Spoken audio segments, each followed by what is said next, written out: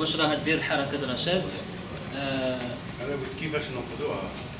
لا لا لا يعني السؤال تاعي سي محمد كيفاش ننقذوها؟ باسكو كاين كيما حنايا تجار هنا في فرنسا، كيما الشيخ تاعنا مراد وقتها مشكله نوقفوا هنا، نوقفوا نكتبوا دي بيتيسيون، وكاين رجال هنا في فرنسا وزيفتوا هنا في فرنسا الوزاره واقفين هنا، بصح قضيه تاع الجزائر ما عندنا حتى.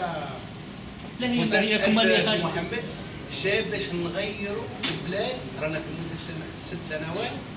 لا العمل كيفاش نغيروا العمل اللي ندار منذ 6 سنوات راه جبار. تعرف كما قال كاين فقدان الثقه في الحركات السياسيه، في الاحزاب السياسيه، يعني باش تجند الجزائريين راه صعب، مش سهل يعني. ولكن بغيت نعقب على واش ولا نرجع على السؤال اللي هي تقول ماذا فعلت حركه رشاد. نشوفوا احنا مثلا القناه بنفسها راها تعمل تخدم عمل جبار في الجزائر. يعني الناس مثلا نعطيك غير مثل يعني جاني في الذهن انه واحد بعث لنا ان بيمون باي بال، يعني دفعنا اموال في الباي بال، قالنا ميرسي مافوار اوفير لي زيو. يعني وهذا ينطبق على هذا الشخص، ولكن ينطبق على آلاف الناس في الجزائر اللي يتواصلوا معنا، يعني يتواصلوا معنا في الجزائر، تسمعوا يتواصلوا معنا في الايميل، يقولوا لنا فتحتوا لنا عينينا، وهذا يعني صح.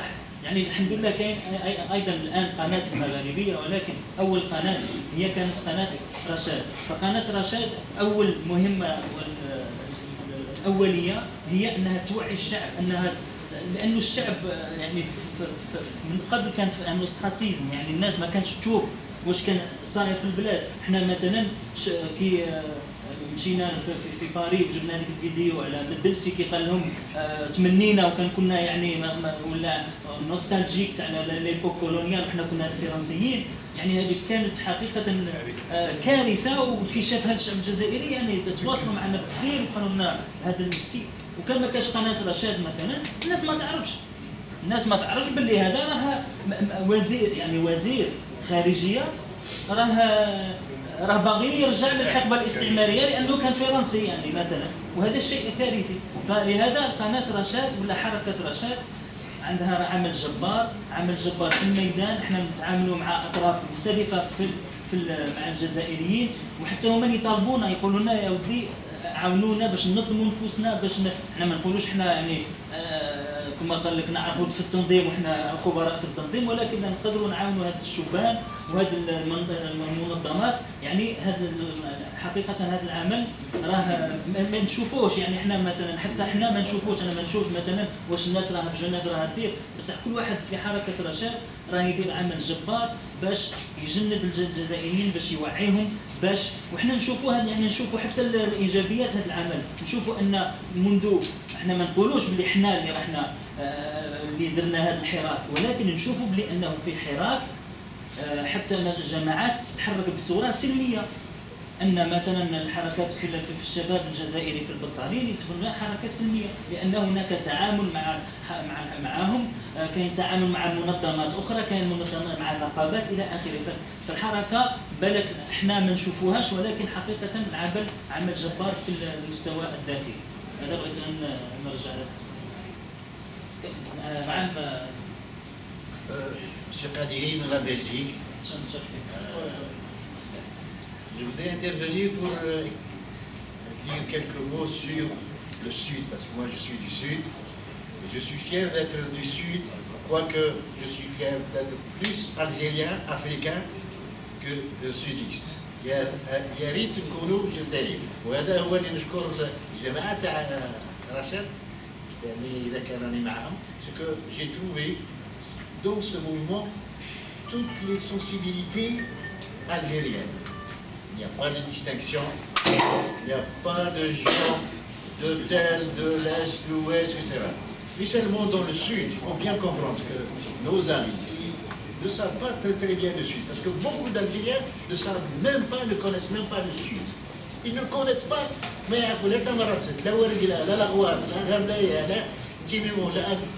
c'est incroyable. الكثرة منهم يعرفوا les États-Unis ويعرفوا la Chine, يعرفوا le monde entier, بصح l'Algérie, le Sud là. Plus grave encore, lorsqu'on pose la question, Est-ce que le Jazair est riche en eau potable? Très peu de gens ne le savent pas. Je ne sais pas. Il y a une pénurie, ce sera la prochaine guerre, les guerres entre les peuples, ce sera l'eau. Eh bien, l'eau, maintenant, le Conseil mondial, avec la Banque mondiale, ont prouvé que l'Algérie serait à l'abri, question d'eau, pendant 6000 ans. Regardez bien, attendez, 6000 ans, avec la mer Albienne. Elle dispose de plus de 70 000 milliards de mètres cubes. Si l'Algérie utilise 12 milliards par an, l'eau peut suffire pour mettre tout le Sahara en valeur pendant 6 000 ans.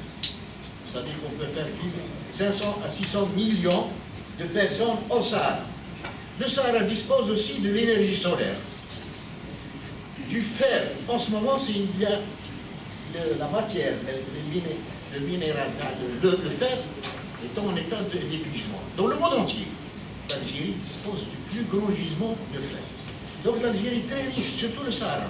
Alors, ce qui fait que les recettes en ce moment sont de 98%, seulement 2% sont consacrés pour le Sahara. Et les gens sont très malheureux. Lorsque j'ai écrit un jour un article, j'ai choisi le mot très provoquant. J'ai écrit, c'est un génocide. Les gens ils m'ont dit, qu'est-ce que tu dis, monsieur, tu fous? Oui, c'est un génocide. Comment tout, le رزق تمشي من عندنا والخيرات من عندنا وكل شيء وإحنا pauvres. Jusqu'à quand?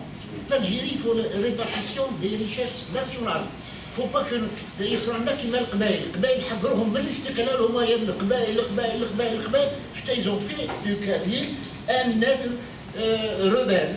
Parce qu'ils se sont plus rebelles que soumis vers les arrêts de pouvoir. Nous du Sud, nous ont, depuis 62, on n'a jamais vu une bonne situation. Ils nous donnent des miettes. Donc, on s'englobe la situation. Alors, le dernier mot. Les gens maintenant en Algérie se disent tous les Algériens, avec l'argent qu'on a déposé dans les banques américaines et les fonds américains, 100 milliards, on a 140, on a 100, qu'est-ce qu'on peut faire de cet argent si on l'avait investi en Algérie? C'est tout. Moi,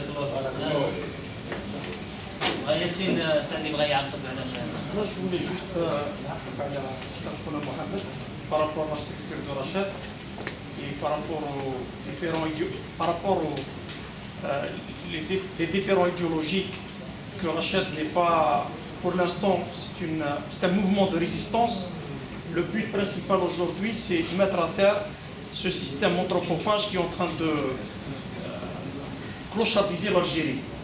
Et surtout par rapport à la remarque de M. Kadiri de la Belgique, lorsqu'il a dit qu'au quoi, au sein de Rachad, il n'a pas constaté ces différences. Moi, j'aimerais bien juste vous dire qu'au quoi, en général, lorsque les gens me demandent qu'est-ce que c'est que Rachad, je ne vais pas m'étaler pour leur expliquer la théorie de Rachad, mais je leur dis que Rachad, le R comme rassemblement contre le Hugra, parce que le Hugra c'est un mustalah jazaïri spécifiquement algérien, contre le Hugra et une alternative démocratique. C'est pour ça que les gens qui pensent qu'ils ont quelque chose à dire, quelque chose à faire, c'est-à-dire qu'ils peuvent participer, ils sont les bienvenus. Ça veut dire que Rachad n'est pas une secte ou un cercle exclusif où les gens ils croient qu'il y a une élite, il y a Mohamed Al-Arabi ou l'Akhmarat. Tout le monde peut apporter sa pierre pour l'édification d'un état de droit. Salam alaikum. رشاد عرفتها بسي محمد بسي مراد. سي محمد راجل عادل يحبوه الناس. والله انا نحبه انسان نحبه في الله. وسي مراد. شكون عنده اسئله؟ شكون عنده اسئله؟ سمعنا مؤخرا كانت مذاكره الجزائر وفحصوها الذاكره هذيك ولقاو بيني دي راكتيفيتي ابارامون.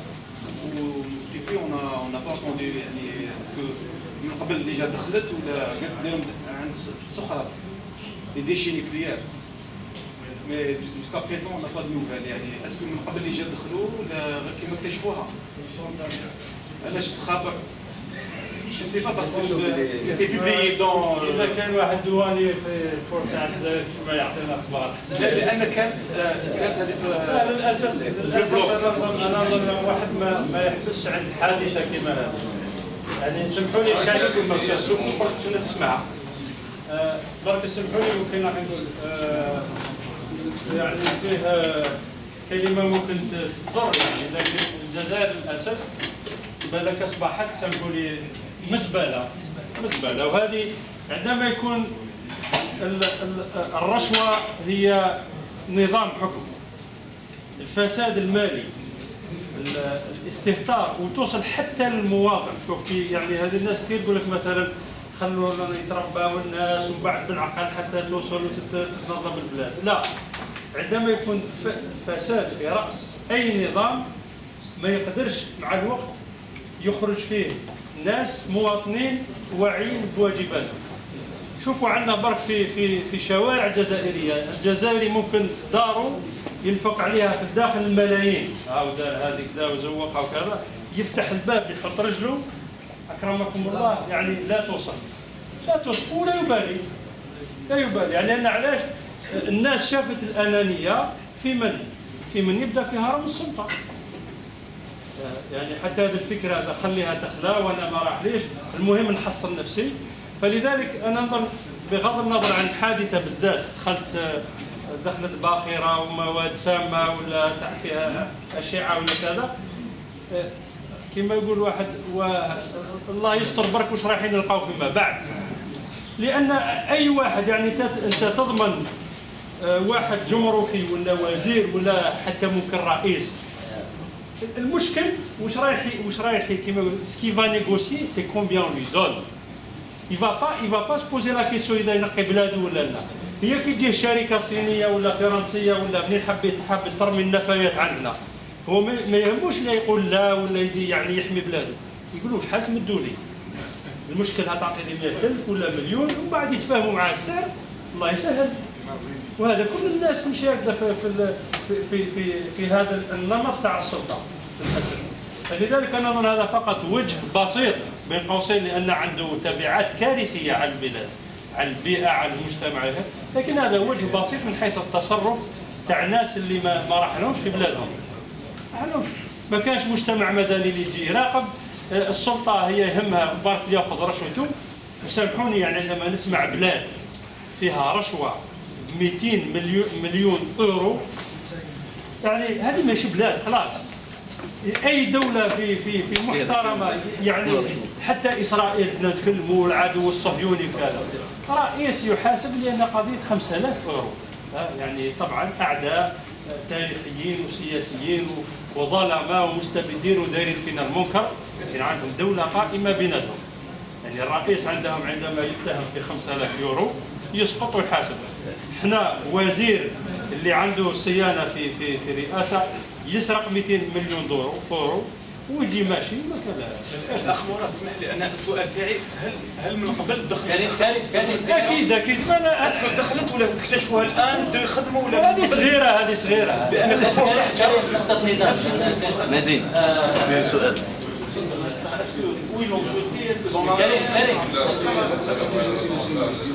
كريم الكرام، انا عبد اللطيف الكومي من ليون. السؤال تاعي هو تنظيمي شويه. وقت بون هنا فتحنا بيرو غراس سي مراد جا شرفنا وعطانا توجيهات كثيره تاع Et en vrai dire, on est en train de patauger en fait, un peu. On essaye de faire ce qu'on peut, hein. On essaye de faire ce qu'on peut, mais on perd tout le temps. وما عندناش شي هو كاين، mais peut-être on va pas déranger يعني كان نعيطوا مسيو مراد ولا مسيو ياسين على امور تنظيميه طبيعيه. En plus, même les bureaux des autres régions, soit Montpellier ou la Faka, c'est le même pathogé. Liaison algérienne de la langue française. يعني انا ماشي نقترح يعني حبذا يعني لو كان تعملوا لنا مثل يعني لجنه تنسيق ما بين، لانه الاخوه في باري رانا نعيطوا ساعات كاين الاخ رديره في الاتصال كذا يعني، على بالنا بلي الوقت مش كافي وكذا. يعني حبذا لو كان مكتب تنسيق ما بين المكاتب الجهويه واللجنه هذه، يعني اللجنه اللي تنسق بين المكاتب هذه. علاش؟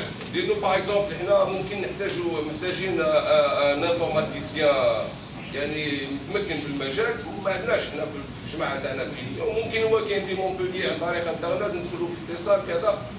وكاينه نقطه اللي هي كيفاش يسميوها فيديو كونفيرونس وي اسمها ويب كونفيرونس. وي يعني اوليو باش قال ننظموا لقاء ونجيو من كل مدينه وكذا وكذا، يعني حبذا لو كان قال نديروا اون دات سبيسيفيك اللي قال مره يحاضر لنا الاخ مراد، مره يحاضر لنا الاخ محمد، مره يحاضر لنا الاخ ياسين، ونعملوا اون دات اللي قال الناشطين كامل في العالم كامل يقدروا يحضروا هذه الكونفيرونس. وهذا كامل. شكرا. شوف احنا شعارين بهذا الاشكال احيانا تاع التنسيق، ولذلك هو اتخذ قرار في هذا اللقاء تاع المجلس. كان عندنا لقاء المجلس الوطني للحركه امس، من بين الاشياء اللي اتخذت فيها ربما ان شاء الله راح توضع بعض الاشياء في الموقع، لكن نقول لكم عليها الان، وهي وجود منسق عام للامانه ومنسق عام للمجلس. المنسق العام للمجلس راح يكون نزيم في الثلاث شهور القادمه، يعني من الان 1 جوان حتى 30 اوت ولا 31 اوت هو نزيم يغطي قضايا التنسيق. قضايا التنسيق من بينها المكاتب لما يتصلوا يعرفوا باللي الكوريسبوندون تاعهم هو المنسق تاع المجلس الوطني اللي هو في 3 شهور القادمه هو نزيم، طالب نزيم. بالنسبه للامانه كلفوني الخاوه باش نكون انا في الشهر الاول. الامانه راح تكون شهريه، بالنسبه للمجلس راح تكون كل 3 شهور تريمستريه. بالنسبه للامانه راح تكون شهريه، هذا الشهر راح نكون انا فيه. الامانه اذا كانت كاينه اشكالات اللي ما يقدرش يحلها المكلف المجلس الوطني لانه يخدم اون كولابوراسيون مع المنسق العام تاع الامانه، راح يتصل بيا ونشوفوها، واذا كان مثلا اضطرار انه يدخل المنسق العام يدخل، لكن كاين عمليه تنسيق خلاص وضعناها به. فيما يخص باللقاء تاعك درك ندير التزام ونلتزم به ويلتزم به خونا مراد مباشره، اللي هو باذن الله راح نحاولوا نديروا لقاء شهري مع كل خاوه تاع الحركه، كل اعضاء الحركه نحاولوا ننشئوا غرفه ويب واش يسموهم هذاك بالطوك، ولا كاين غرف تاع الميتينغ ميتينغ رومز. نحاولوا ننشئوا غرفه باسم رشاد تعطى للدخل للاعضاء تاع رشاد، وراح نخبروكم متى يكون اللقاء الاول اللي راح يا اما نشطوا انا او ينشطوا خونا مراد او ينشطوا خونا عباس على الاقل، او خونا رشيد، يعني على الاقل واحد من اعضاء الامانه في البدايه. لكن هذا راح نعلنوا عليها ان شاء الله بالك في خلال اسبوعين قبل نهايه جوان، يكون لقاء ما بين احد اعضاء الامانه وكل الاخوه اللي عندهم رغبه وهما اعضاء حركه رشاد، بل حتى الناس ربما حتى الناس اللي سيمباتيز مع الحركه وربما يحبوا يسمعوا بعض الاشياء او يطرحوا بعض الاسئله. دونك هنا درنا التزام مباشر.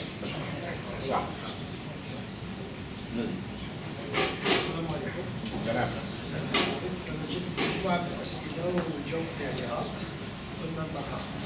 أولا في قضية التمويل اللي كانت يعني الهضرة اللي مشات تدعيم أجنبي وأخرى، هذا الشيء اللي يخوف الكثير من المواطنين أو الجالية الجزائرية باش تدخل الحركة. باش حنا كل حاجة يقول لك أجنبية بلونا بها.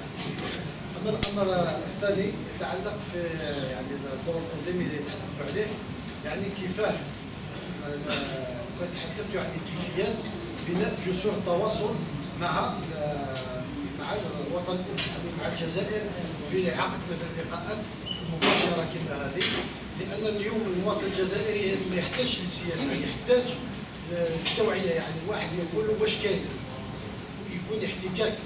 لهذا كيقول نقولوا احنا نتجمعوا هنا نتلاقاو ماشي مشكل نتفاهموا بعضنا، بصح حنا الهدف تاعنا هو التغيير في الجزائر، كيف نوصلوا باش نحدثوا التغيير في الجزائر. نعم نعم. طيب شوف انا ما كملتش الاخ قبيل اللي طرح لي السؤال، انا كنت غطيت جزء فقط، يعني ربما واش تحتاج رشاد معاه، لكن ما قلتلوش واش رشاد عملت، اخونا نزيم ذكر جزء. في الحقيقه رشاد ناس كثير عندهم الصوره ان رشاد موجوده في الخارج، هذا مش صحيح. موجوده في الخارج ومدعمه من الخارج. هي موجوده في الخارج وفي الداخل وماهيش مدعمه من الخارج في المطلق. هذه شوفوا لما النظام، لما العصابات هذه الحقيقه يا ليتهم بقوا نظام، تحولوا الان باسم الجرايد نتاعهم لانهم عصابات، هما اللي يقولوا لما ما وجدوش كيفاش يضربوا الحركه، لان هما بالنسبه لهم دائما درك نقول لكم حوايج اللي ربما ما كنتش حتى باش نتكلم عليها، وفي الغالب ما نتكلمش عليها، لكن لاني مضطر الان بعد السؤال. والله يا اخواني ما توقفوا من سنه 99، ما توقفوا بالاتصال بنا. كنا انذاك مازال ما انشاناش رشاد، لكن كنا نعرفوا بعضنا على اتصالات مع بعض، ما توقفوش على الاتصال بالبعض منا من سنه 99. يرغبوا فينا بما نريد، بما نريد. حتى واحد مره جاني قال لي راهم يقولوا لكم بهذا اللفظ: اذا مدوا مناصب وزاريه لخالد مسعودي والبوجره السلطاني، هل تعتقد انت ولا مراد هينا ولا عباس عروه ولا رشيد مسلي ولا غيره ما يمدوا لهمش؟ انتم اثبتتم انكم وطنيين ومخلصين و الى اخره، ورا المشكل ما عندهمش مشكل تاع الوزاره. هم هو يحط دهينه ولا يحط بوقره ولا حد، هذا بالنسبه لي كاع مدنيين يخدموا عنده، ورا المشكل. ما توقفوا لا بالترغيب ولا بالترهيب.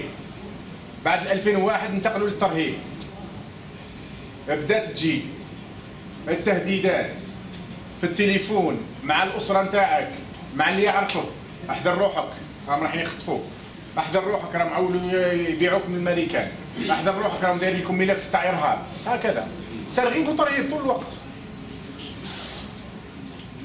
وكانوا احيانا يقصدوني انا شخصيا، يقول لك: انت اصلا يا اخي خويا انت كنت معانا، ورا المشكل. المصيبه ما يفرقوش انك انت كنت موظف عند الدوله، لما الدوله هذه تنحرف انا ما نقدرش نكون مرسنال. انا هذا اللي خلاني ناخذ موقف حاسم، اني ما نكونش مرسنال. انا كنت دبلومات بور ليتا الجيريان، فورمي دون زين ايكول الجيريان باش ندافع على لي زانتيري الجيريان. لما الالجيري ما ولاتش بور لي زالجيريان، ولات بور انكاس بور لي زونسيان تاع لارمي فرونسيز، بور كاع الناس اللي ضد الجزائر، نرفض باش نبقى فيها. صحيح. اللي با سامبل باش تخلي بوزيسيون تاع دبلوم، نقولها لكم بصراحه. با سامبل باسكو الراحه والدراهم وعندك الليكس كاع اللي تحوس عليه، وعندك الباسبور دبلوماتيك، وعندك كاع وما نزيدش، يعني كاين حوايج بزاف. بصح الحمد لله الانسان في لحظه معينه يتغلب على الدنيا وعلى شيطانه وخذ القرار الصحيح. هذا مش انا قلتها سي با بور سو فونتي والله، لانه بالعكس يعني في نهايه المطاف ما قدمنا ولا شيء مع الناس اللي قدمت ارواحها، مع الاطفال اللي ذبحوا، مع النساء اللي حلوا لهم البطون تاعهم، بقروا لهم البطون تاعهم، مع الكبار شيوخ اللي سجنوهم حتى ماتوا في السجون تحت التعذيب. واش قدمنا احنا؟ ولا شيء. لكن كان ممكن يشرونا كما شراو البعض. الحمد لله ثبتنا ربي. ولا ثبتنا بعد، شوف انا نقول لكم حاجه، اللي يثبت بعد 2001 لل 2005 ما تخافوش عليه ان شاء الله. لان هذيك هي سنوات الرعب. اللي ما كانش امبليكي في الاكتيفيزم ما يحصلهاش. صح اللي كانوا بليزو مو اكتيفيست بشكل او باخر كانت سنوات الرعب. كانت السنوات اللي امريكا تقدر تدي اي واحد في اي مكان في اي وقت وما كانش يتحدث معاه. وما تقولوش خاطر كان واحد في بريطانيا ولا في فرنسا ولا ممكن ينجوا. كاع كيف شفتوا لي فرونسي واللي بريطانيين واللي داوهم وصلوا حتى ان مينيستر فرنسي، ان مينيستر بريطاني جاء داخل المطار الامريكي قبل 4 سنين فقط. زوز بوبيال كان مينيستر فرنسي، خلاف الفرنسي والبريطانيك فتشوه كامل ومن بعد رجعوه. امريكا رباب في العالم. فكانت صعوبه. فالمهم من ناحيه واللي ما قدرش يشروه جزائريين كما هو ما يقدرش يشرو وحده، يعني يجي يشريني بوعقال ولا يجي يشريني وسماه. يعني هل هذا يعقل انه الشهامه تاع الجزائريين علاش نقبل اني نكون في يد خليجي ولا في يد غربي؟ ولا كان من الاولى اني نكون في يد الجزائري. كان من الاولى. والاحرار والشرفاء ما يشريهمش اي انسان في الدنيا، ويفضلوا تقطع رؤوسهم على انهم يتنازلوا على حرف واحد ولا على كلمه واحده. للاسف هما عندهم بروباغندا كبيره احنا ما نقدرولهاش. هما عندهم اكاذيب كبيره، هما يضلوا يكتبوا يضلوا يسبوا يضل. احنا اوني تريتي باللي ديزاجون تاع الناتو، بصح اوني تريتي ثاني مع القاعده في الجرايد نتاعهم، واني تريتي دي بعثوا اسلاميست. وانتم تعرفوا واش معنى البعث واش معنى الاسلاميست، بصح هكذا باش يكذبوا على الناس. وصلوا في مرحله اون 2006 لما رفضنا قانون المصالحه، هذا اللي يسموه قانون المخادعه، اللي يسموه قانون المصالحه. اون لا سيني، كنا مازال ما علمناش على رشاد، بصح اون لا سيني كان في الحقيقه اشاره ليهم باللي حاجه راهي جايه. مراد، عباس عروه، رشيد، انا، سمراوي، مانيش عارف شكون دوت. بعدها بيومين نشرب في جريده ليبرتي والشروق لو ميم ارتيكل، لو ميم. زادوا له برك دخلوا معنا هدام ودخلوا معنا دوت اللي سماهم اللي لونتي لا كواليسيون اونتي ريكونسيلياسيون ولا حاجه كيما. الارتيكل موجود، زادوا دخلوا معنا 3 ولا 4. في الليبرتي الخاتمه احنا وني دي اسلاميست انتيغريست تيروريست. نفس الارتيكل في الشروق احنا عندنا عملاء تاع الغرب. كونتي سادريس وزاره بوفون احنا عملاء تاع الغرب. كونتي سادريس فرانكوفون احنا اوني دي اسلاميست تيروريست انتيغريست وزيدوا لها كاع الاسم.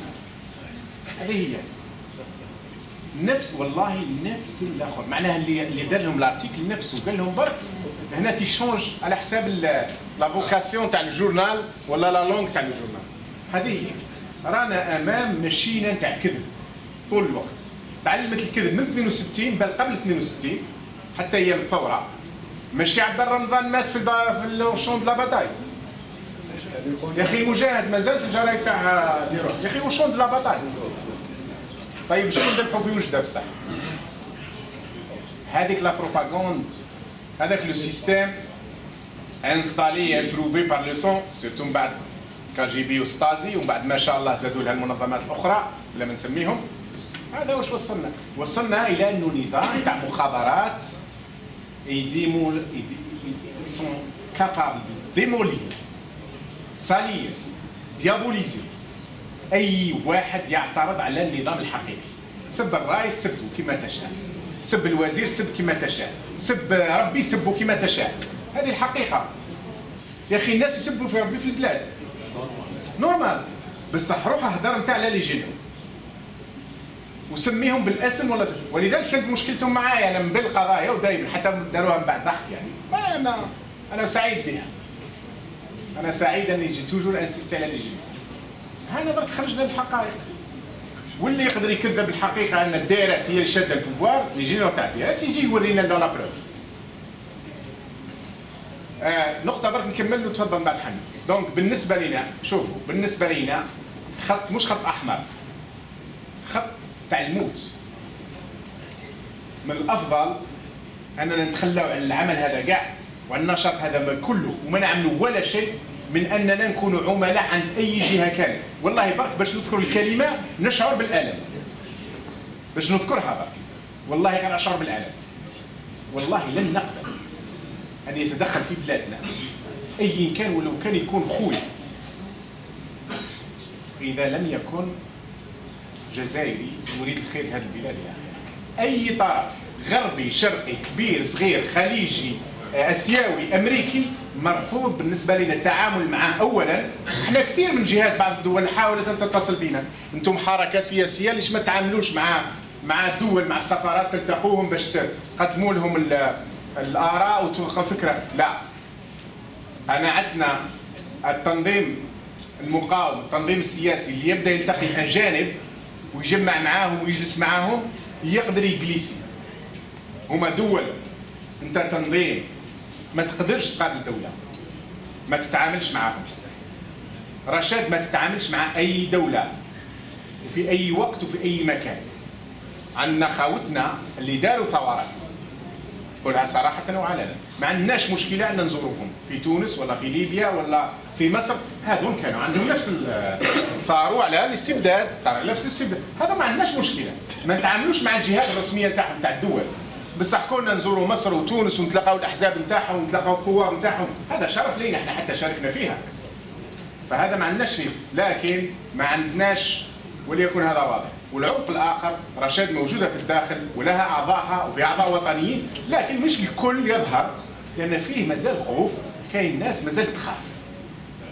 لكنهم اللي راهم يضلوا يديروا في المظاهرات باسم رشاد وفي الداخل، وكاين اللي في الخارج راهم يضلوا يدخلوا للداخل أيضا. فقط من هذا الناحية. تفضل. حسين.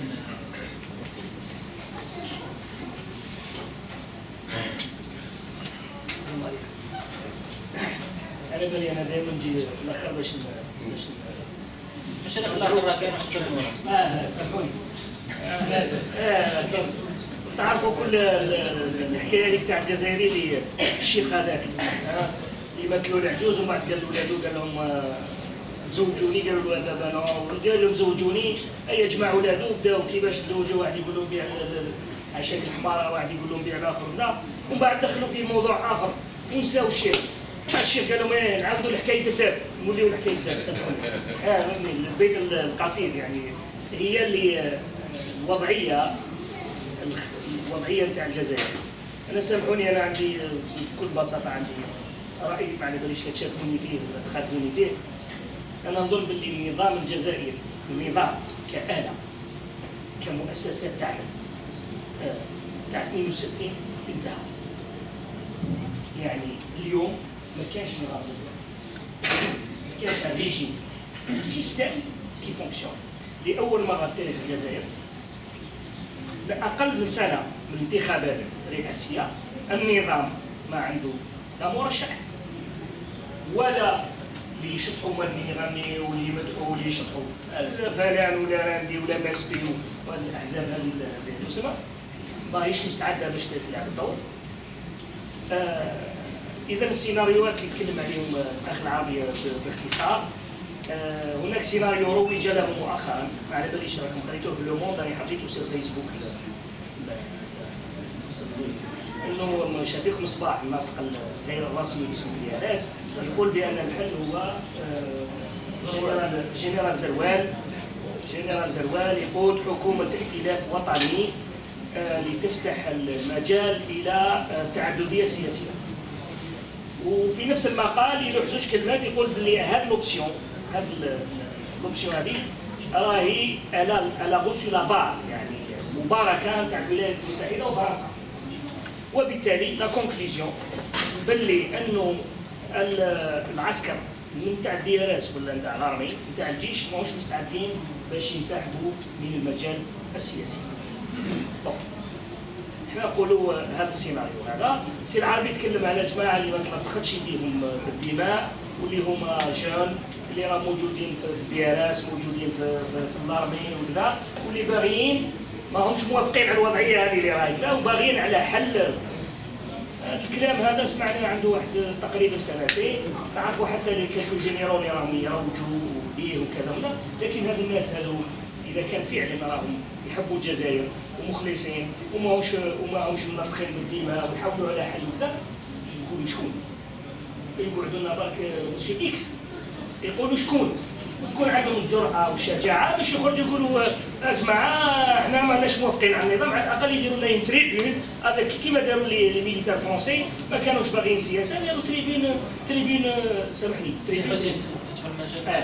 إذا سي العربي أنا السؤال فقط هذا السيناريو هذا الذي يروج له نتاع جماعة مخلصين في وسط النظام يمكن يقودوا حل سلمي بالتوافق مع القوى السياسيه، هل تصدقون يعني هل عندكم يعني معطيات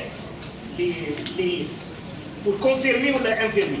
سامحوني يعني اول شويه. طيب مادام وجهت لي السؤال مباشره، شوف هنا اون نافيرم با اي اون كونفيرم با، بصح واش رانا قلنا؟ احنا عارفين كون دي في بالبابي موجوده انه كاين ناس ما همش في الهرم، في الصف اللي يجي بعده واللي يجي شويه بعده، منزعجين جدا من الوضع. منزعجين لانه هو يشوف روحه هو 50 ans 55 ans، بعد 5 ans يبعثوه ريتريت وهو جينيرال، بينما جاي صالح 80 ans مازال في مازال توفيق 76 ans مازال. Les 3/4 تاع لي جينيرو انفليون في الجيري ils ont dépassé 65 ans، معناها ils ont dépassé l'âge de la retraite qui est 64 ans pareil pour les militaires.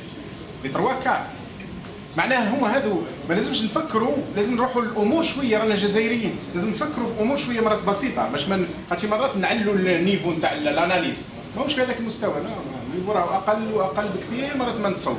هذه وحده. فهما منزعجين لمصالح خاصه مرات، ومرات منزعجين لانه هو اصلا لما ياخذ لافواتير تاعو باش يتحرك من البليده مثلا لا بريمير ريجيون يقولوا له ارواح لوزاره الدفاع يضرب 3 سوايع في 45 كيلومتر. هذه سالي ديرونج، هذو الناس راهي عايشه الانفيرنال في لونكومبرومون. تخيلوا كل واحد منا يقعد 6 سوايع اونكومبرومون في النهار، يحكمك السكر في اقل الحالات. معناها كاين حوايج ايضا يعيشوها في الواقع. تخيلوا باللي الان لا دروغ ما ولاوش يقولوا حكموا 10 قناطر و20 قنطار، ولات 20 طن و50 طن و100 طن و130 طن.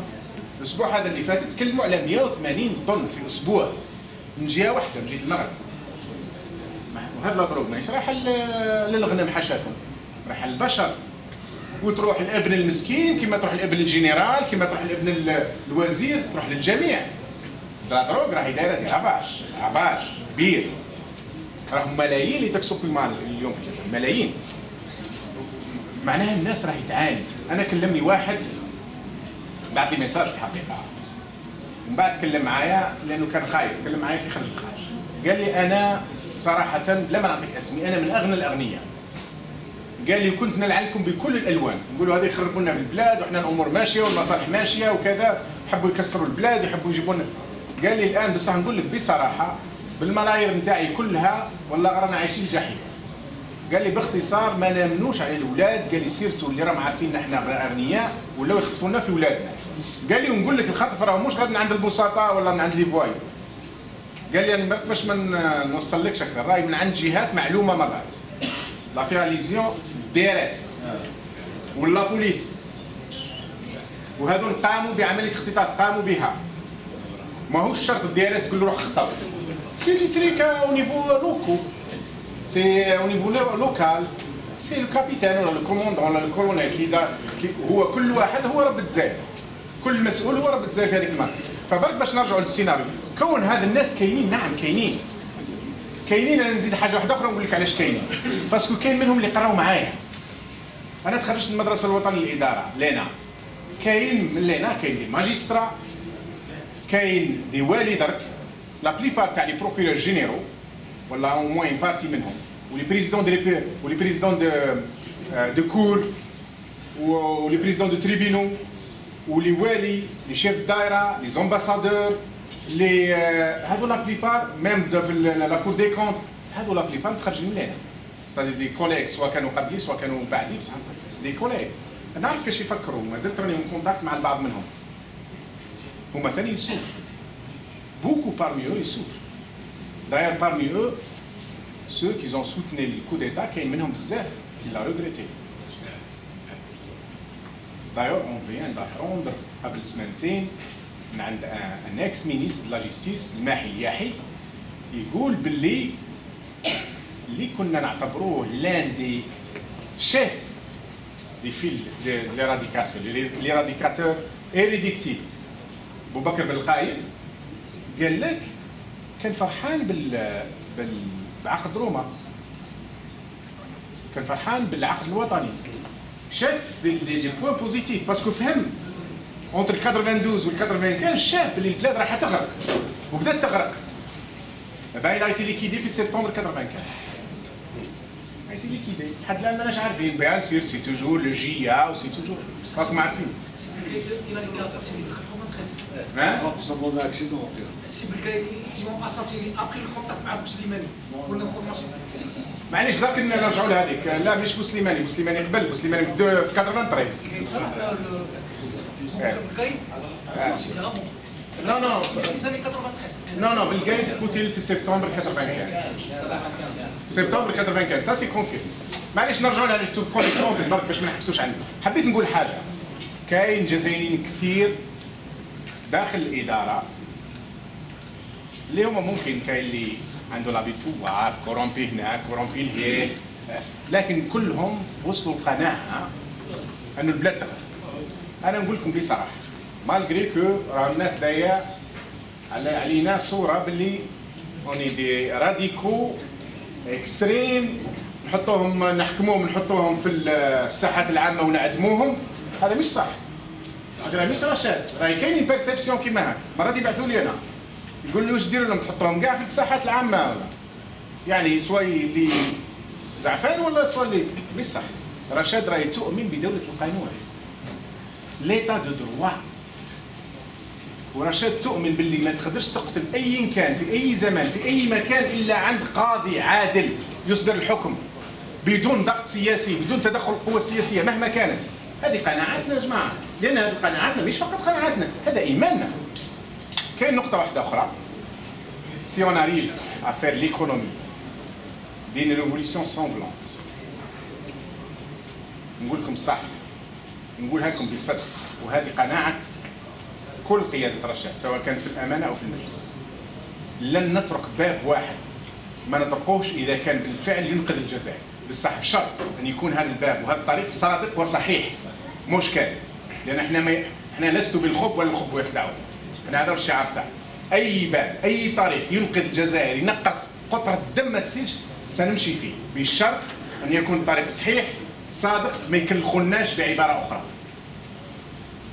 هذه نمشوا فيها، بصح هذه مش معناها أننا نقبلوا أي، احنا طرحوا لنا 70,000 مرة باش نتلاقاهم، لعلي هذه ثاني مرة راني نقول عدة مرات.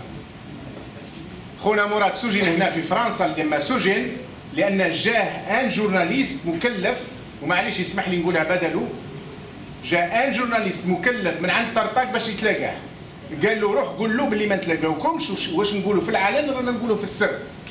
احنا ما عندناش قضايا شخصية نحلوها، ما عندناش مشاكل شخصيه نحلوها، احنا عندنا قضيه الشعب الجزائري نساهموا مع الاخرين، وبعدين بالمغنى رشاد ماهيش وحدها، احنا رانا جزء.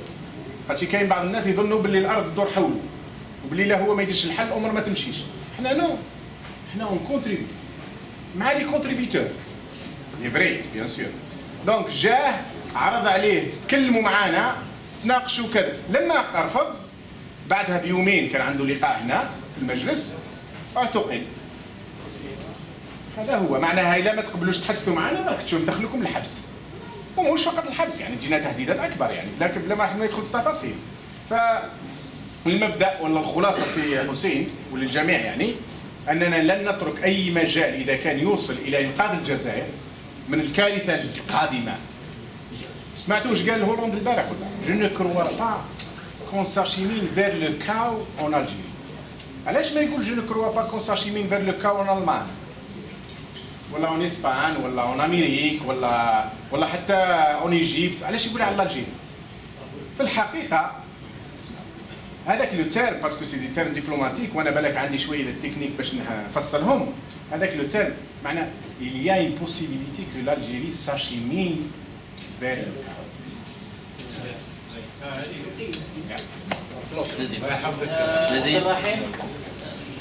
عبد الرحيم عاود لنا كان طلب الكلمه من قبل. نعم حديثنا. عبد الرحيم. طيب انا عضو في مكتب الشام. تطرح علينا بعض الاسئله واشرك الاخوه في هذه الغالب. انا قلت ان تطرح علينا بعض الاسئله على مستوى مكاتب في مكتب بلجيكا، ومنها أن إن كانت إن قامت ثورة وفي أحسن الحالات أن تكون إن شاء الله ونسأل الله ذلك باش ما تكونش دموية، تكون سلمية، ولكن قد تفلت وتمشي إلى المجهول. فالسؤال المطروح علينا للطرح على أرضنا كذلك. هل في حركة رشاد برنامج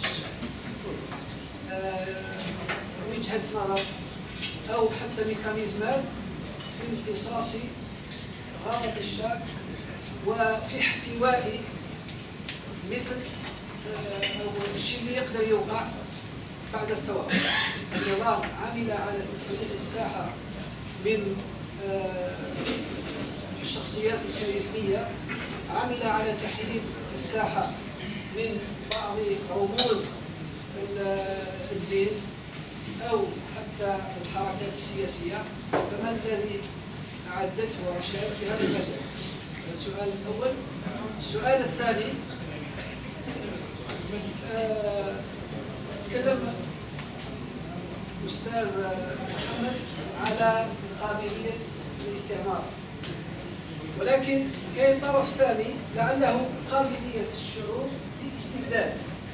فحركة رشاد تعمل وتجهر ويعني في الوسائل المتاحة أنها تتكلم كثير على النظام، ولكن الشعب كذلك طرف في هذه الأزمة والأزمات اللي نعيشوها كذلك. هذا السؤال الثاني اللي راح مطروح علينا، ما هي مساهمة حركة رشاد في رفع وعي الشعب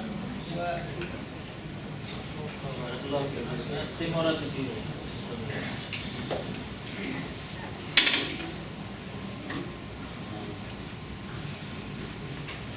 وأنا استسمح معك نجاوب على السؤال، لأن حق الشيء الملاحظ أن أي حركة خاصة في المحيط السياسي الجزائري كثر أن يعني تفضل الكلام في الأمور الكلية والعامة، وممكن محاولة الإيحاء بأن بقدرتها إيجاد حلول ليست مؤهلة ولا مخولة للبحث عنها.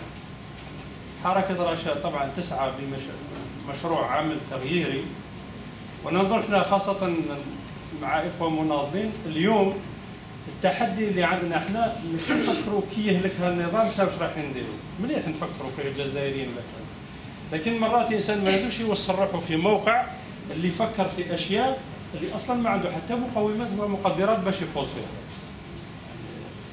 حركة رشاد ماهيش رجال مطافي كي تدخل الجزائر وما عندهم حل واجد ويسقموها. التوصيف الكارثي للجزائر هذا مش مبالغ فيه. يعني أنا أعطيك مثال، دخلت هذا السوسة إلى كل مستويات السلطة، إلى المجتمع، إلى العائلة. يعني تلقى ناس على قضية ميراث يتقاتلوا، زوج خاوة ولاد أم وحدة، على قضايا تاع ولينا نشوفوا حتى كيما بكري في الجاهلية، يعني عرش مع عرش سيوفة ويتقاتلوا. فأنا نظن باش نرجع للب الموضوع، وبالك عندها علاقة بالأخ ولا كان طرح على قضية مكتب اليوم وش تدير الحركة. ذكرنا أنها أسست من بين ما أسست من أجله لتأصيل عمل سياسي شريف. العمل السياسي الشريف وش يستلزم؟ قناعة بمبادئ، جهد، اجتماع وتخطيط. الباقي سهل، الجنرالات وهذوك جاوا وما لازمش وفرنسا وراح تتدخل وكذا، لكن انا اليوم في اخر كي نرجع لبيتي واش راح ندير؟ انا مانيش عندي درون تاع الامريكان ونشوف سنه وين راه توفيق ودوك نبعث له لا، انا في اخر اليوم ممكن لازم نفكر هل الحركه هذه نقدر نوفر 10 يورو من الاكل تاعي باش نعطيها لها؟ هل نقدر نكتب مقال؟ هل نقدر نزور خاوتي؟ هل نقدر ندعم شيء معين؟ وهذا بالضبط اللي الحراك السياسي في الجزائر الناس ولات ما تحبوش هذا الكلام. حاب اما جماعه المصفقين فخامته، ولا كما قال سي توفيق، ولا كما قال الجنرالات، ونعم الجزائر العظيمه والجزائر بمقدراتها وكذا، وما كان لا عمل سياسي ما بين النخبه، لا مع الشعب، لا طرق حوار مع الناس، لا طرق اللي تخلي شوف يعني امه اللي ما تقدرش، سامحوا لي كلمه نرجع لها، انسان ياخذ وعي باش ينظف قدام باب داره كما ينظف بيته، ما راح يغير لا نظام، لا راح لا يصمد في وجه عدو خارجي، لا راح ياتي بنهضه فكريه، لا يهدي بنهضه اقتصاديه ولا شيء. هذا لب عمل حركه رشاد. احنا كي نمشيو مع بعض اخواننا، ولكن ذكر الاخ مثلا قضيه ليون، نجتمع ونقول واش نقدروا نديروا الان؟ نديروا مكتب، هذا المكتب واش نديروا فيه؟ ناخذوا عهد بيناتنا باللي عندنا طريقه عمل ديمقراطيه فيما بيناتنا. نتشاور، نبذل جهد بمقدراتنا احنا، نحاول نديروا خطه عمل على مستوانا. والانسان مرات يحقر هذا العمل الصغير. وانا نقول لكم شوف، تكلمنا كثير عن الدي ار اس وعلى النظام، علاش الدي ار اس بتحكم في الجزائر اليوم؟ علاش؟ القوة المنظمة الوحيدة في الجزائر هي الدي ار اس فقط. وعندما تكون قوة منظمة ان ستركتور اورغانيزي ولو فيها عشرات ولا مئات الناس تسير ملايين الناس. الانجليز في الهند كانوا في وقت غاندي بالك الهنود كانوا 400 500 مليون، وصلوا 50,000 انجليزي، 100,000 ما يفوتوش، ويمشوهم ما ديروش، حبسوا وقعدوا حتى جاء طبعا عمليه تغيير لا عنفيه، والهنود قالوا ما نقبلوش، فقط ما نقبلوش وسكتوا راحوا لنا فقط. الانسان يبقى مولع. علاش هذه البساطه؟ مبارك قبل سنتين مستحيل تاخذ مصري ولا تونسي تقول له تنحي بن علي ولا مبارك، لازم واستنى والناطو وامريكا وكذا، هذا كلام لا. اطلع لساحه التحرير، لا 100,000 من الناس عندهم النيف ولا نساح رايه، قال سي محمد هلك في بلادي انا ما نتحركش من حتى تدخل من البلاد وشيانا. وهذه من يتخذها؟ سهله في الشكل، لكن في التنظيم حركه رشاد وش معناها؟ باش ننظموا لقاء كما هذا يا اخواني. اذا ما كانش واحد قبل اسبوعين اتخذ هذا القرار، وقبل اسبوع واحد يخمم واش منين نشري الكيسان ومنين نجيب المال باش نمول مال حلال ومن عاد اخواني، وشكون اللي يطبخ وشكون اللي يجعل الكرسي، امور بسيطه ما كانش هذا اللي. وقس على ذلك امورا اخرى. حركه اللي ما تبنيش عمل مبني تنظيمي بهذا الشيء تبقى في كلام، وهذا الكلام هلكنا كأمة إسلامية خاصة نذكرها منذ 14 سنة وما زال ناخذ في الكفوف. ويجينا واحد يقول لنا عندنا جيش عظيم، القوة وراه الجيش العراقي رقم 4 في العالم. عندما كيقول كيقوم المحك الحقيقي، احنا الجيش الجزائري عظيم، عظيم علاش؟ باش كي يخرجوا 10 بطالين في البيض ولا في عين البيضاء يبعث لهم يقصفهم كاع يستلزم منها. غدوه تجينا صح قوه اجنبيه، غدوه تقرر امريكا ولا فرنسا ولا كذا باللي مصالحها باللي تنزل في حسيم سعود وتنحي هذا التوفيق وكذا. الجيش الجزائري حيتصدى لها؟ مستحيل، لان هذيك الطائره اللي راهي تباها كما قال الاخ محمد العربي 10 ملايير دولار نحطوها في السنه في القصدير بالكلمه لا فيراي، كي تجي تحركها الان بالاساليب المتطوره يعني ببساطه يقول لك لا الطياره تاعك تطلع ولا الرادار تاعك راح يشوف حاجه ولا الجندي تاعك اللي نشريه انا ب 1000 اورو الواحد في 24 ساعه ما بقالكش جيش. بينما فقضيه هذا التغيير اللي عن فيه خوفنا والفكر التنظيمي والمسؤوليه هي ضمان الحكم للشعب، هي ضمان الوقوف امام الغزو الخارجي. لان علاه انت كمواطن عندك عائله عندك بيت، لو كان جينا نتهجم عليك راح تموت، تدافع على بيتك تموت، ممكن يقولوا نفس الشيء كي يكون شعب جاب استرجع حقه وقوته وتنظيمه يولي هو اكبر حامي بل الوحيد لاي غزو داخلي او خارجي. وشفنا التاريخ، شفنا التاريخ، الامريكان حاولوا مع الفيتناميين ما دخلوش، الحاول لا صح ما حطوش، ما قدروش يبقاو ثم، ما قدروش يشدوا البلاد. جيش صدام حسين العظيم رقم 4 اسبوع خلاص. هذا مش ما نستشفى في صدام حسين الشيء اللي وصل للعراق، انا نعمل تحليل منطقي موضوعي، يعني عندك شحال في جيبك، شحال في ذراعك وشحال في راسك. اذا حاب توصل للشيء خمم في هذه المعطيات. انا الان اذا رشاد غدوه حاب نغير النظام نبدا ننظم اخواني، نكونوا نفوسنا. احنا العمل السياسي ما نعرفوش، علاش؟ لان كان اما حرام جيت يدير السياسه وقال تحوس على الكرسي، هذا انا ما نحوش على الكرسي. وانت علاش تحوس على الكرسي يا سيدي وفيه ويثبت فيه؟ انت عندك الحق. فحتى هذا المفهوم لازم يتغير. ثم كيفاش ننظم اجتماع هكذا؟ كيفاش نطالب بامور؟ كيفاش ندير مسيره؟ احنا مثلا رشاد تقول لازم يكون حراكنا لا عنفي.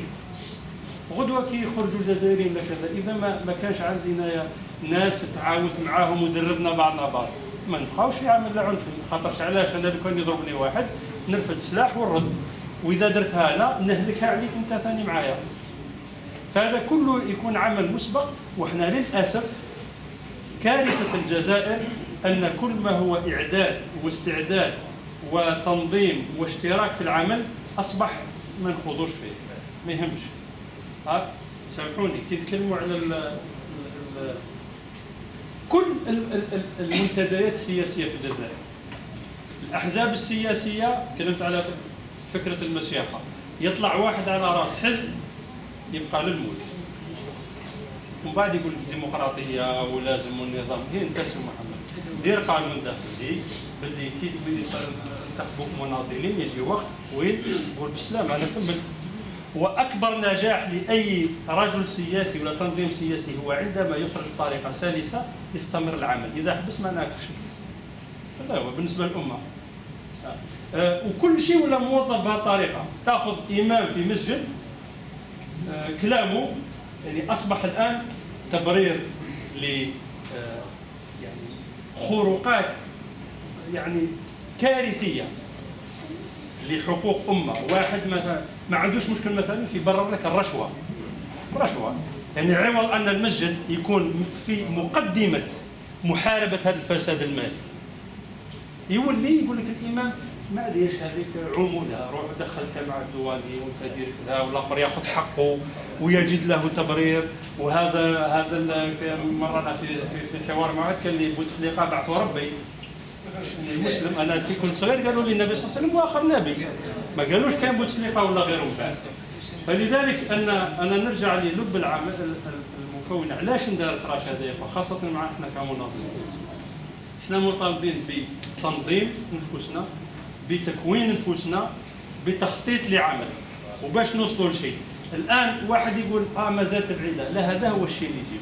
وما تخلعكمش بالثورات العالميه اللي صرات ولا في التاريخ وتقول الله هذيك كان عندهم وسائل. ما كانش، كاين عقيده وكي تنوض الصباح راح دير وتخرج من جيبك. خاش لو كثير اخوه يقولوا لي ما تمولناش كذا، بصح اذا ما مولناش من جيوبنا ايا كان يمولنا واحد اخر سواء عن مبدا ولا كذا يمشينا منه. لكن انا كي نخرج من جيبي عندي 10 دورو نمشي حقص 10 دورو، بصح 10 دورو تاعي تاع جيبي توصلني بعيد، توصلني ابعد. وبالك نصحح بالك قلنا محمد قال لكم استوديو تاع طاري 50,000 اورو، لا سقام ملايين الاورو تاع جهد تاع عرق تاع خاوتكم. لكن بالصرف بالماده اللي يشوفوها الناس بالك ما كناش 10,000 اورو. لكن الباقي عندما تلقاو بعض خاوتكم هنا بايتين ما يخرجش، نقول او سونس بروب دو تيرم، بايت دي نوي اونتيير بايت والعرق وما واش عارف شيء مستحيل خاطر تقدر تمشي تقول الحمد لله درتها بشرفي بجهدي وانا كجزائري ممكن ندير حاجه. حتى هذاك الانهزام اللي احنا عندنا اصبح بيننا هذه خدمه العرب، هذا ما يديروا والو الجزائريين يفوت ريان، لا اون دوا كاسي سيري. لازم نوصلوا احنا في محيطنا وندون ان اكزومبل. يعني علاش اخوتنا تاخذ وقت باش تجي واحد الاخوه قال 6 سنين ولا كذا. كاين امور تاخذ وقت، الهند اللي يضربوا بها الناس ولا ايقونه غاندي ولا كذا. غاندي كي خرج رجع من جنوب افريقيا مشى للهند رجع لبلاده يائس. نضالوا باش خرجوا الانجليز خذا 30 سنه. انا ماشي نقول لازم نستنى 30 سنه، قد يكون في عام، قد يكون في 30 سنه، لكن ما اهم من ذلك هو اخذ عزيمه وشمر على الساعد واشتغل، لان ما كاش بديل على هذا الشيء، ما كاش بديل سواء في خطابنا السياسي ولا في عملنا. وحنا ماذا بنا رشاد تكون امل للامه. غدوه كيجي واحد يقول لنا الجزائر ما ديرش. احنا عندنا حلم للجزائر، بلادنا عندها مقدرات، عندها مكونات وقادره تكون بلاد يقولوا باش لا غمها. لكن شرط يكونوا رجال ونساء فحوله، يعني ماوش يكونوا عملاء، ماوش يكونوا يتباعوا ويتشراو. وهذا يبدا في التصرف اليومي في محاربه الافات. من الاشياء اللي ممكن رشاد تفكر فيها الان هو بعث برنامج وخطوات تحرك سياسي وحتى حقوقي في قضيه هذا الطامه اللي راك لها، قضيه الاستبداد والفساد المالي. ما نساوش كاين فساد الجنرالات، بصح كاين فساد الجزائريين اللي ممكن انا من عائلتي ومن عائلتك، واللي ممكن يكون في اي مكان وياكل ويوكل في الحرام. فهذا ما نغلطوش فيه. قضيه ممكن قال مثلا بعض الجنرالات ولا كذا، احنا يفو با كاريكاتوري. اسم جنرال ما يخلعناش. هو اي نظام راه يقوم على دعائم، عنده دي بيليي قائم عليها. النظام الجزائري قائم ممكن على 15 20 من الناس. الجنرالات كاين اكثر من 200. كاين جنرالات ناس ملاح كاينين.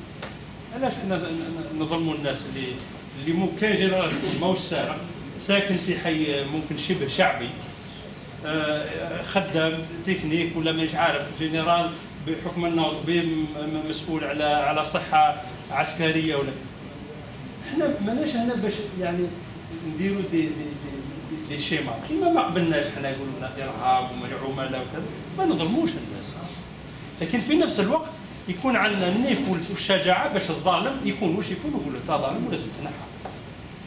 يعني هذيك السهوله اللي باش نشتم كل الناس ما لازمش تكون عندنا. احنا عندنا قيم، عندنا مبادئ، ونحترموا الجزائري. لان حتى الاخ محمد العربي ذكر قبل قضيه مثلا الحركه، لان كي تجي ثوره يا خوتي انتبهوا مليح، تجي ثوره معينه الناس كلها تمشي مع الثوره، الناس كلها تكون مجاهده، الناس كلها. احنا شفنا في ال90 الناس كلها كانت فيس، الناس كلها.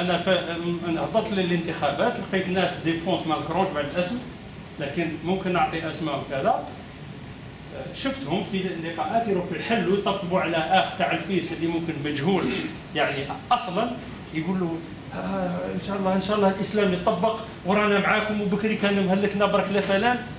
في ظرف بين الدورين كان كلام هاك، نهار اللي انقلبت ولا هو يقول لهم هاوليك واحد هذاك الفتوى. وشفنا ناس حتى من اللي صارت في ثوره 54 92 وستتكرر. يجي حتى في وقت الاتحاد النظام تلقاو ناس اخرين يجي يقول لك نعم وهذا النظام كان فاسد ونعم ويدخلوا باشياء.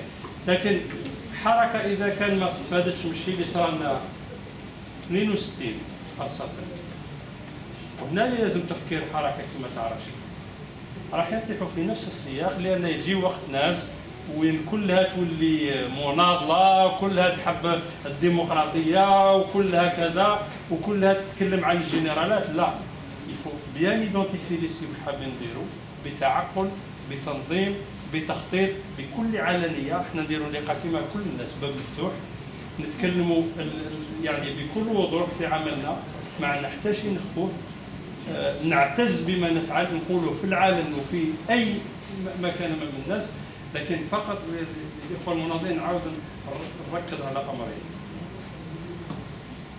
دائما في اخر النهار، انا ماذا بيا اخر النهار مناضل تاع رشاد ياخذ في كلمه يقول اليوم واش درت لهذه الحركه.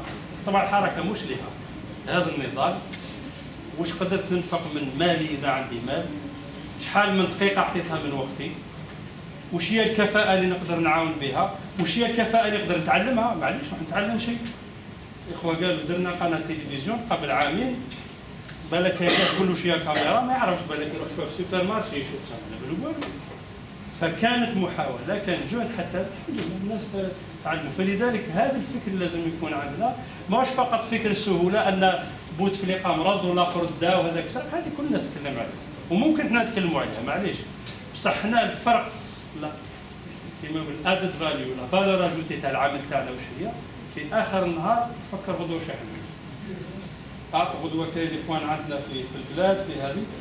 امر اخر حبيت نضيفه، هذه قضيه خارج وداخل. انا نقول فقط مثال بسيط، ماهوش لتبرير موقف تاع الناس تلاقاو هنا ولا ما دخلوش البلاد.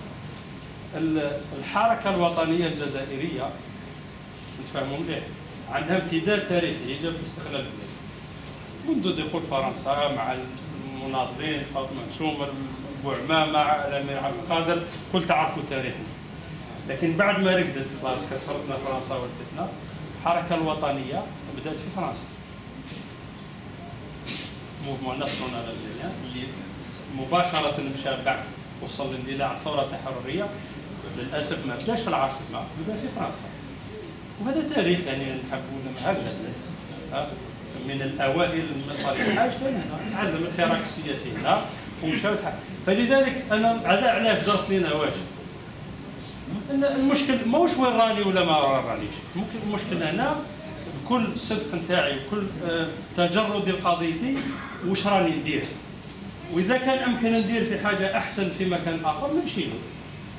بصح اليوم انت راك في باريس تقدر دير ودير الكثير، وانت راك في عين البيضاء تقدر دير ودير الكثير، وبالتضافر تاع الجهود ممكن نوصل. لكن اذا بقيت انا في فلسفه هذا راه هنا وهذا كذا وكلام سهل اللي ما يفيد وما يبني عليه عمل كحركه ما نوصلوش. امر احنا ننهي بهذا الشيء، احنا نؤمن بالعمل الجماعي.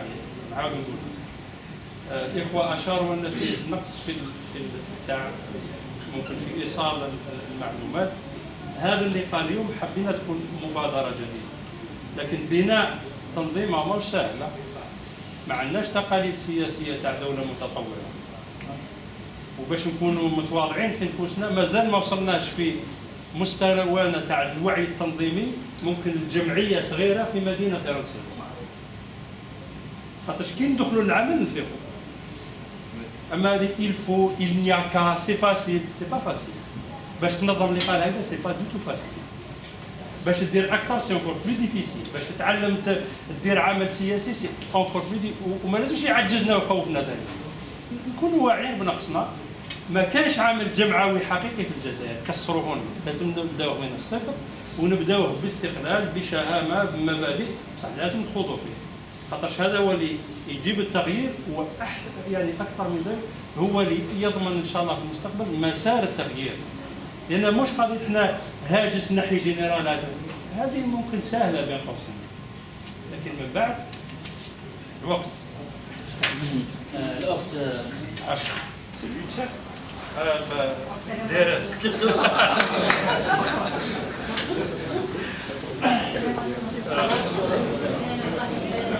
الانشغالات والتساؤلات التي أود أن أطرحها قد طرحت موجودة فقط هناك بيتين من الشعب باعتبار أنني أستاذة اللغة العربية فبدافع اللغة أختم أو أحاول أن أستذكر ما قاله شيخنا العلامة ابن باديس رحمة الله عليه: بمثلكم تعتز البلاد وتفخر وتزهر بالعلم المنير وتسخر، طبعتم على العلم النفوس نواشئا بمخبر صدق لا يدانيه مخبر. أسأل الله لكم التوفيق بإذن الله تعالى.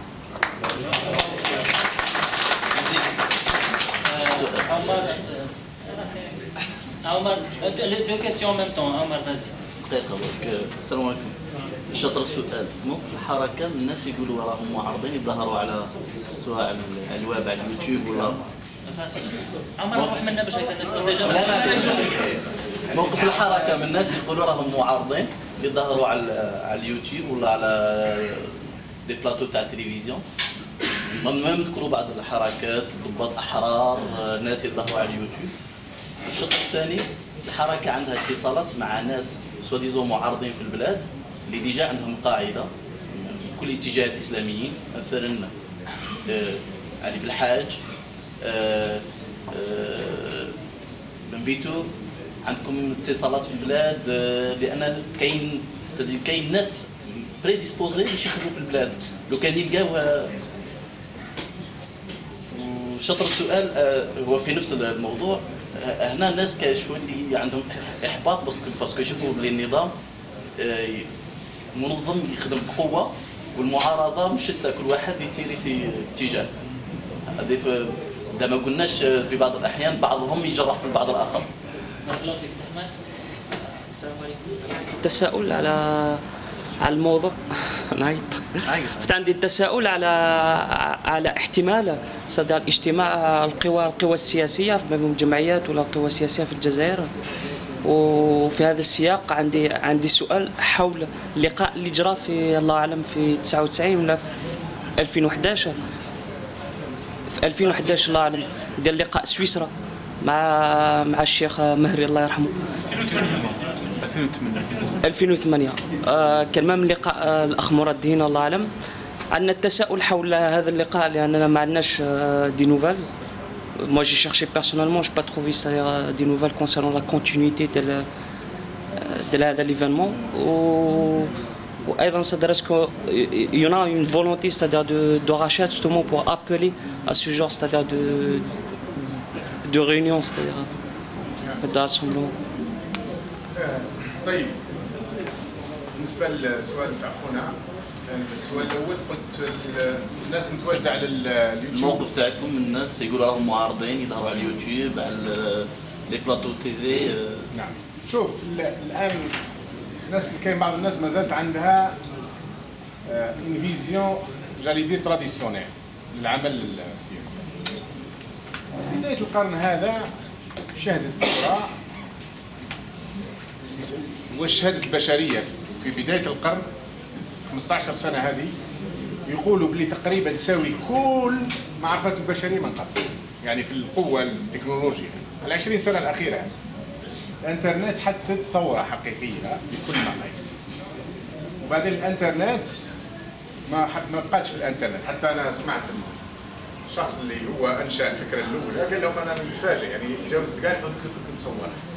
الان انت هنا في باريس دير لا كوموند من الصين باش ديليفريها للجزائر، سي دي كليك. خلاص ما سي فيريتابلومون لو فيلاج مونديال. لو كان الناس ما تستفيدش من التكنولوجيا والتقنيات اللي توفرها الحضاره المدنيه هذه تبقى متخلفه. ولذلك في الجزائر متخلفين، وكاين بزاف اللي يظنوا هذا كل العالم راهم مازالوا في الجي 2 جينيراسيون، لا دوزيام جينيراسيون تاع التليفون. الناس اغلبيه الان راهي في جينيراسيون 4 4 جينيراسيون، والناس اللي كاين قريب توصل ل 5 جينيراسيون كيما لافريك دي سود. وهذه قضيه برك في هذه النقطه بالذات تاع التليفون الموبيل. هذا راه سي ان موند ما بين لا دوزيام جينيراسيون و لا تروازيام جينيراسيون، سي ان موند ما بين لا تروازيام جينيراسيون و لا كاتريام جينيراسيون، سي بلانيت. فالناس لو كان ما نغتنموش الفرصه نتاع نقول لك خلاص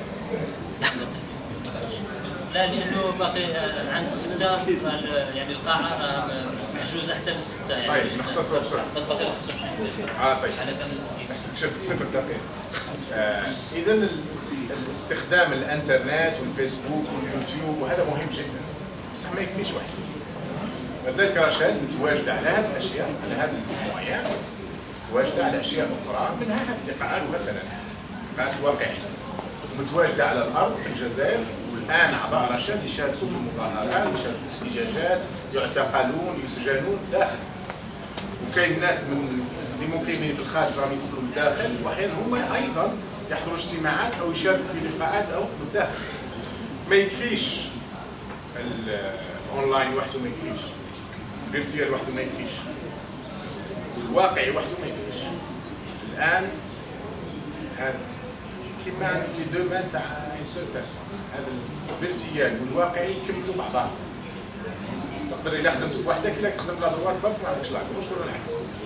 فالاثنين لازم يتكاملوا وينسقوا. الان انت في اليوتيوب ولا في لا تلفزيون ولا في لا عبالك كاين برامج في التلفزيون يشافوهم 70 مليون 80 مليون 100 مليون. نقول لك حاجه الان، وهذا اخبار طوالي، برنامج اللي كان قبل سقوط بن علي 3 ايام كان تاع اتجاه المؤسسه. علاش قال لي الخبر؟ لان انا كنت شاركت فيه. فقال لي قال لي وصل الى 120 مليون اللي شافوه.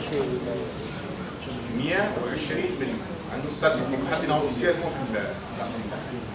120 مليون حاجه كبيره. مرات اليوتيوب كاين ناس توصل الى 50,000 60,000 100,000. هذه في الجزائر اللي الانترنت تمشي فيها كما تمشي النمله.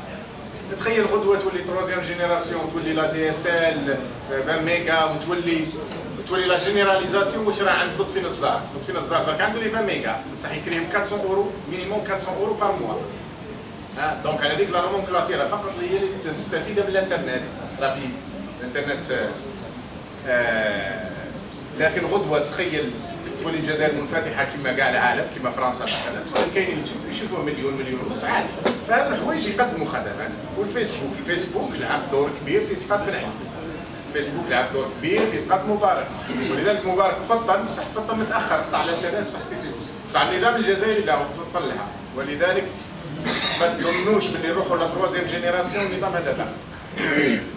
لا تليفوني موبيل على الاقل امبوسيبل، لان على بالهم واش معناها لا تروازيام جينيراسيون. معناها تولي الناس تقدر تصور وتبعث ديريكت. النظام الجزائري مستفيد من الوي كلو. حنا سيتي ان تيريبلومون سال اوي كلو. هذه لو كان نجيو نختصروا واش صرا في ليزاني 80 مازال الوي كلو وكاننا رانا عايشين في الكرايب ولا في لا نوفيل زيلاند ولا ماناش في لو كود دي موند. الجي سي لو كود سي بيان سا بصح الوي كلو حتى لو معلومات اللي تخرج ولا معلومات اللي هما يحبوا يبيعوها لخاطر شيء سوا امبليكي مع سارتان بيي دونك ما يخلوش قنوات. راكم تشوفوا الجزيره مثلا ما تكلم والو الان الجزائر قليل وين كان نص دقيقه في المغاربيه هذيك اللي حصلت المغرب نص دقيقه تقوم بامور كثيره ما تكلموش بلا ما ندخل في لي ديتاي. علاش؟ بصح تو سامبلومون سا نارونج با البوفوار دو فون لو فينونسي عندهم 2 زون ما كان والو. بون ونرجع للسؤال الثاني. السؤال الاول ما جاوبتنيش اللي هو انا قاعد موقف الحركه من الناس معارضين. موقف الحركه شوف احنا يظهروا عطيت مثال من الناس يتكلموا بزاف على حركه الضباط، الناس يظهروا على اليوتيوب معارضين للنظام.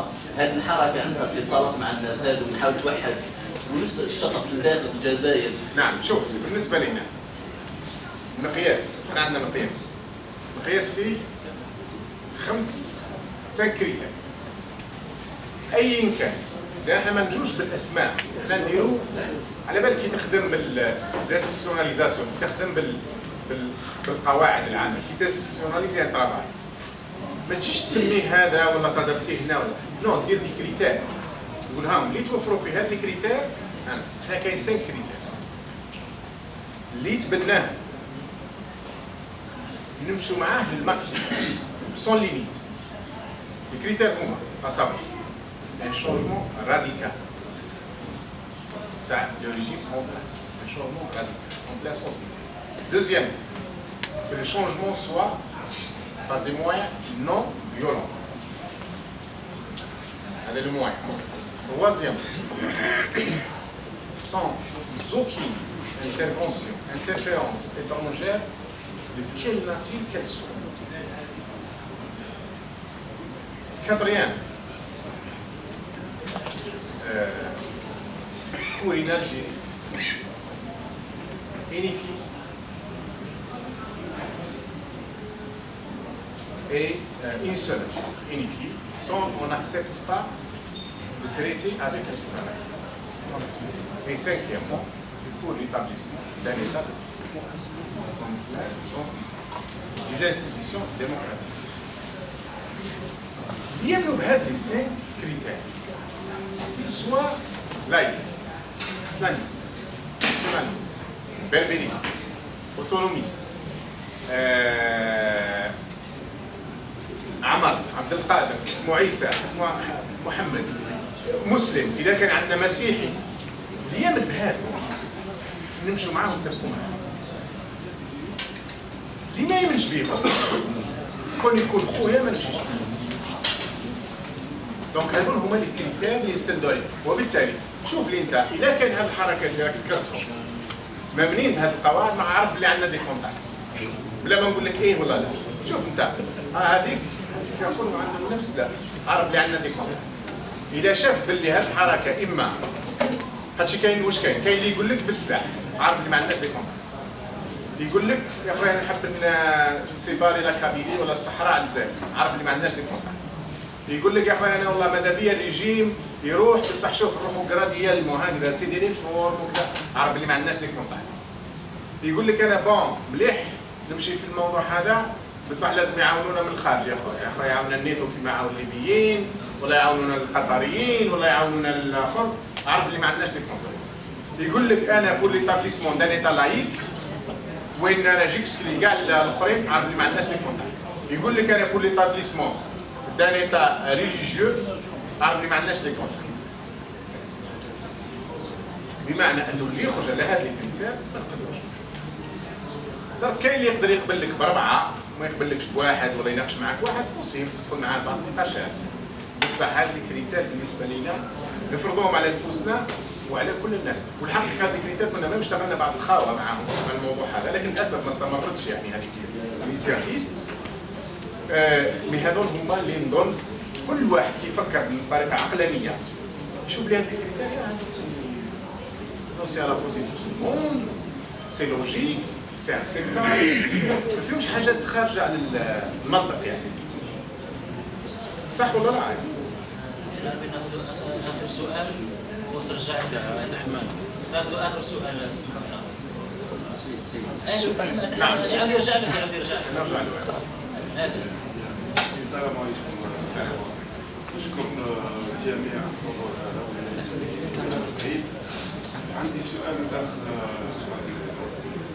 هل من الممكن ان نفتح مكاتب في البلاد مكاتب رشاد؟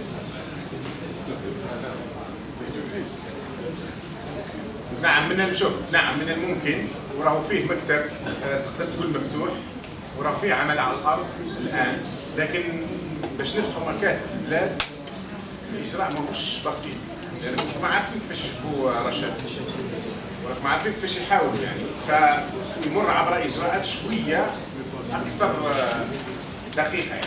لكن نعم المنطق يعني بكلمه واحده يس نعم كاينين ممكن مش قانوني، احنا ما نطلبوش من عند النظام ولا شيء، احنا نفتح وخلاص ما يسميش بلادي، هذه بلادي انا فاتح وكذا، واحنا الجماعه اللي راهم فاتحين الان مثلا خاوتنا اللي راهم داخلين الشغل ما راحوش نطلبوا منهم حاجه ولا ما نطلبوش من السارق نقول له سامح لي لا تعطي لي 10 دولار، ما نطلبوش، هذو هما مش شرعيين اصلا، اللي مش شرعي ما يطلبش منه الانسان باش يسمح له، انت باش شرعي باش نطلب منك.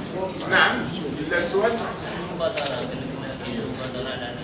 شوف نعم المبادره نتاع 2008 اللي حضرها المرحوم عبد الحميد مهري وكان ما شاء الله يعني كان حضروا اخوان اخرين، هذيك المبادره احنا ما زلنا معاها ما زلنا نساندوها، والافكار اللي جاوا فيها مازال هما نفس الشيء تقريبا، مازال هذا الكلام تقريبا نابع من هذه المبادره، بل هذا الكلام نابع حتى من سانتيجيتي ونابع حتى من العقد الوطني، يعني هذه البرانسيب اللي تقريبا انا تكلمت عليهم هذو كان اتفاق عليهم ايضا في العقد الوطني بصح دون دي تيرم ديفيرون، ولا مرات اون في الاخر لاكسون على هذا مو وماشي على هذاك الاخر، مي الفريم الكادر هو نفسه، يعني الاطار العام هو نفسه، احنا ما زلنا في هذا نفس لا لوجيك.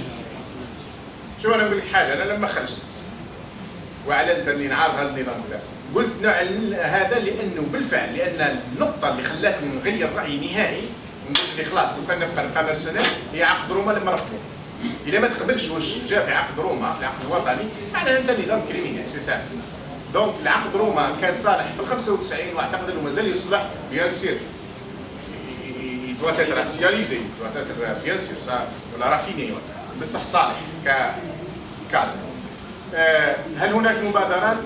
رشاد راح تعلن على هذه المبادره، مش مبادره راح تدير نداء بيان ربما يصدر غدوه او بعد غدوه تتكلم فيه على هذا الوضع، تتكلم فيه على ان الوضع وصل الى مراحل سيئه وعلى ان الطريق اللي راهم مازالوا يتجهوا فيها طريق خاطئ، وتدعو كل القوى السياسيه والاجتماعيه، وهذا اللي كنت انا بديت به، كل السياسيه والاجتماعيه المدنيه وحتى العسكريه لتؤمن بتغيير النظام، تغييره بطريقه سلميه والمضي بالجزائر نحو السلام ونحو الامن فنقولوا تعالوا إلى كلمة سواء. احنا نقولوا اليوم الجزائريين تعالوا، كل الجزائريين بلا استثناء كما قلت في إطار هذه القواعد الخمسة، تعالوا إلى كلمة سواء لإنقاذ الجزائر والجزائريين، وإلا لا قدر الله بعد بضع سنوات ممكن نقولوا ما كان يعرف وما كان يسمى بالجزائر مثل ما يقال الآن ما كان يسمى بالاتحاد السوفيتي. لكن قناعتي حتى لا أختم بهذه قناعتي أن الجزائريين قادرين بإذن الله أن يجعلوا من الجزائر في خلال 10-15 سنة تركيا أخرى، وربما في 20-25 سنة أخرى لماذا لا ألمانيا في قلب المغرب الكبير اللي احنا نامن به، ونامن بدون المغرب الكبير لن تقوم لنا قائمة. مشروعنا أيضا، وهذه نقطة نختم بها، مشروعنا هو مشروع مغاربي ونبي مغربا إن شاء الله. ونحن نامن ببناء المغرب الكبير اللي يضم كل المغاربة في دولة واحدة، وإن كان يأخذ ربما وقت حتى نصل لذلك، لكن يضم. الآن رانا 100 مليون، تخيلوا لو كان يكون عندنا 100 مليون في 6 مليون كيلومتر مربع بالطاقات والإمكانيات واش نولوا؟ ألمانيا هذه تولي تجري عندك هي، لأنك أنت تولي قوة عظمى ب 100 مليون وبالإمكانيات الموجودة وبالمقر الجغرافي اللي عندنا. نقدروا في جيل واحد في 20 إلى 25 سنة عندما توفر القوى القادرة اللي تحب أوطانها نقدروا نولوا قوة إقليمية إلى ماشي قوة عظمى. وراهي كاين دول فعلت هذا. ألمانيا دمرت بدمار هائل في 45، في ال70 ديجا كانت التروازيام ولا الكاتريام ايكونومي مونديال، وشوفها الآن وراهي وصلت. السلام عليكم. بارك الله فيك.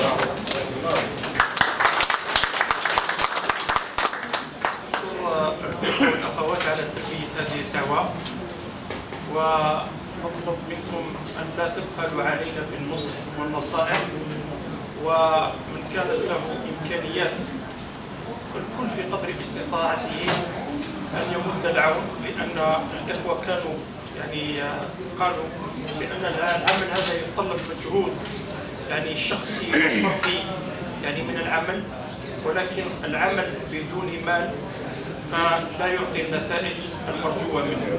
بارك الله فيكم، وإن شاء الله يقولون بالفرنسية tous les chemins qui se croisent sont fleuris. إن شاء الله ربي من اللقاء هذا ننتج كل لقاء آخر، والسلام عليكم ورحمة الله وبركاته. بارك الله فيك.